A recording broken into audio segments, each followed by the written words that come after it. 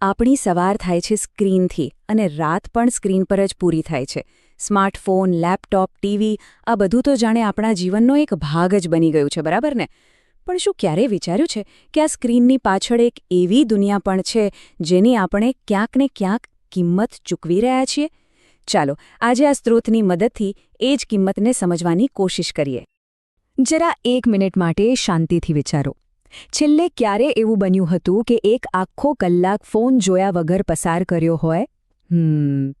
જો આ સવાલનો જવાબ તરત જ મનમાં નથી આવતો તો એમાં કોઈ નવાઈની વાત નથી, કેમ કે આ એક જ સવાલ એ વાતનો પાક્કો પુરાવો છે કે સ્ક્રીન આપણી આદતોમાં, આપણા જીવનમાં કેટલી ઊંડે સુધી ઉતરી ગઈ છે. અને આ કોઈ એક વ્યક્તિની વાત નથી, આ તો આપણા બધાની કહાણી છે. સવારની પહેલી ચા સાથે ન્યૂઝ ફીડ સ્ક્રોલ કરવાથી લઈને રાત્રે સૂતા પહેલા છેલ્લી રીલ જોવા સુધી આપણી આંગળીઓ અને આંખો બસ સતત સ્ક્રીન પર જ ચોંટેલી રહે છે. આ જાણે કે એક નવી વાસ્તવિકતા બની ગઈ છે, નહીં? તો સવાલ એ છે કે આટલું બધું ખેંચાણ કેમ છે? એવું તો શું છે કે આપણે ઈચ્છીએ તો પણ ફોન નીચે નથી મૂકી શકતા? વેલ, આની પાછળ કોઈ જાદુ નથી, પણ આપણા મગજનું એક સોલિડ વિજ્ઞાન કામ કરી રહ્યું છે. આ ખાલી ટાઈમપાસ કરવાની કે સમય બગાડવાની વાત નથી.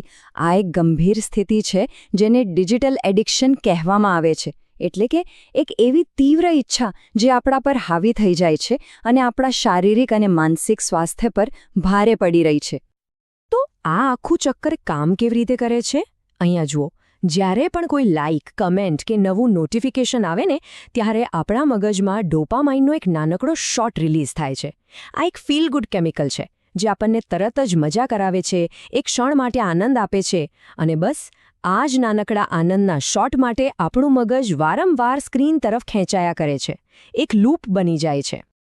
આ ડિજિટલ દુનિયાની સૌથી પહેલી અને સીધી અસર જે અંગ પર દેખાય છે તે છે આપણી આંખો. ચાલો જોઈએ કે લાંબા સમય સુધી સ્ક્રીન સામે બેસી રહેવાથી એને શું નુકસાન થાય છે. આ કોઈ સામાન્ય આંખનો થાક નથી. મેડિકલ ભાષામાં ડોક્ટરો આને એક ચોક્કસ નામથી ઓળખે છે: કમ્પ્યુટર વિઝન સિન્ડ્રોમ અથવા તો ડિજિટલ આઈ સ્ટ્રેન. આના લક્ષણો કદાચ ઘણા લોકોએ અનુભવ્યા પણ હશે, જેમ કે આંખોમાં બળતરા થવી, થોડા સમય માટે ધૂંધળું દેખાવું કે પછી આંખોના તાણને લીધે માથું દુખવું. અને આનું કારણ બહુ જ રસપ્રદ છે. ખબર છે શું? જ્યારે આપણે સ્ક્રીન પર એકદમ ધ્યાનથી જોતા હોઈએ છીએ ત્યારે આપણે આંખનો પલકારો મારવાનું લગભગ ભૂલી જઈએ છીએ.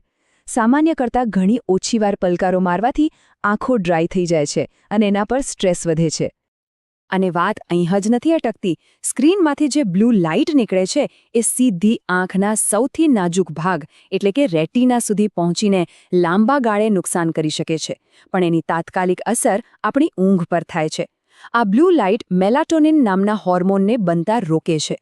હવે આ એ જ હોર્મોન છે જે આપણા શરીરને સિગ્નલ આપે છે કે ભાઈ હવે સૂવાનો સમય થઈ ગયો. અને જ્યારે એ બને જ નહીં ત્યારે આખું સ્લીપ સાયકલ ખોરવાઈ જાય છે. આંખો પરની અસર તો કદાચ દેખાય છે, આપણે અનુભવી શકીએ છીએ, પણ સ્ક્રીન આપણા મગજ પર જે અદૃશ્ય હુમલો કરે છે ને, એના વિશે જાણવું વધુ જરૂરી અને કદાચ વધુ ચિંતાજનક છે. તમે વિચારો, સતત નવી માહિતી, નોટિફિકેશન્સ, અલગ-અલગ ટેબ્સ, આ બધાની વચ્ચે આપણું મગજ કોઈ એક જગ્યાએ ટકીને ઊંડાણથી વિચારી જ નથી શકતું. એના બદલે એ સતત એક માહિતી પરથી બીજી પર કૂદકા મારવાની આદત કેળવી રહ્યું છે. અને એનું પરિણામ? આપણી એકાગ્રતા અને યાદશક્તિ બંને પર ખરાબ અસર પડે છે.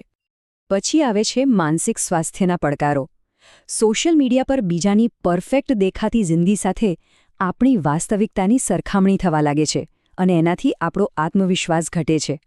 અને આ બધી માનસિક ઉથલપાથલની સાથે જ્યારે ઊંઘ પણ બરાબર ન મળે ત્યારે ચિંતા અને ડિપ્રેશન જેવી ગંભીર સમસ્યાઓ માટે જાણે કે રસ્તો ખુલી જાય છે.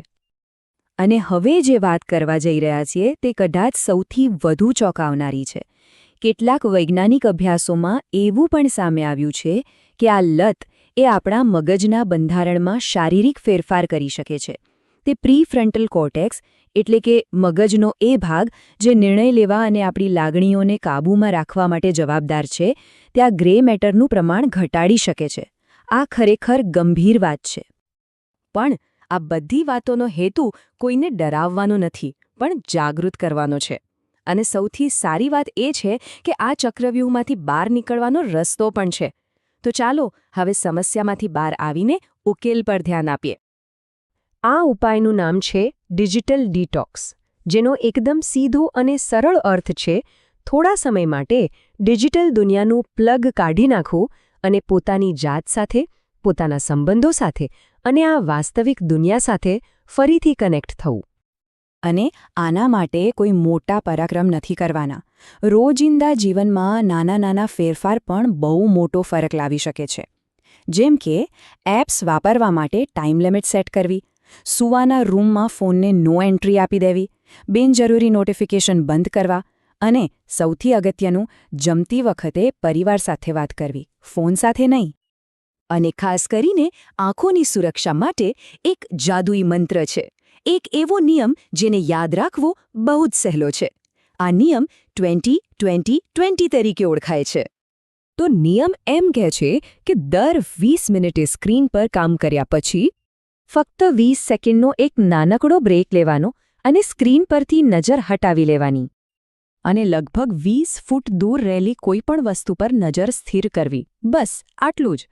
આ નાનકડો નિયમ આંખના સ્નાયુઓને જબરદસ્ત આરામ આપે છે અને તાણ ઘટાડવામાં ખૂબ મદદ કરે છે. તો આ આખી વાતનું સાર શું છે? શું ટેકનોલોજી આપણી દુશ્મન છે? શું આપણે ફોન ફેંકી દેવા જોઈએ? ના, બિલકુલ નહીં. ટેકનોલોજી ખરાબ નથી. એ તો એક જબરદસ્ત સાધન છે જેણે આપણું જીવન કેટલું સરળ બનાવ્યું છે. પણ જેમ કોઈ પણ શક્તિશાળી સાધન હોય, એનો ઉપયોગ કેવી રીતે થાય છે એના પર બધો આધાર છે. એટલે કે ચાવી છે સંતુલનમાં. તો આ ડિજિટલ ડિટોક્સ ખાલી કોઈ ટ્રેન્ડ નથી, પણ પોતાના શારીરિક અને માનસિક સ્વાસ્થ્ય માટે એક જરૂરી રોકાણ છે. તો ચાલો આજે આ દિશામાં પહેલું નાનું પગલું કયું લઈ શકાય એના પર વિચાર કરીએ.